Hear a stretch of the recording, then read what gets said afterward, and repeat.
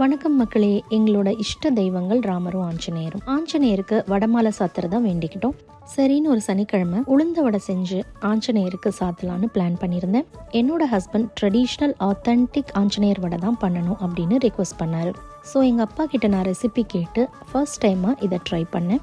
ரொம்ப கிறிஸ்பியாக அழகாக வந்திருந்தது.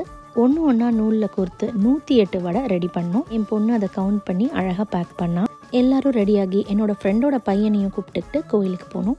கோவிலில் நல்ல கூட்டம் இருந்தது. சரின்னு ஆஞ்சநேயரை சேவிச்சுட்டு கொண்டு வந்த வடமாலையை அர்ச்சகர்கிட்ட கொடுத்தோம். அவரும் உற்சவ ஆஞ்சநேயருக்கு அதை சாத்தினாரு. ரொம்ப மனசுக்கு திருப்தியாக இருந்தது.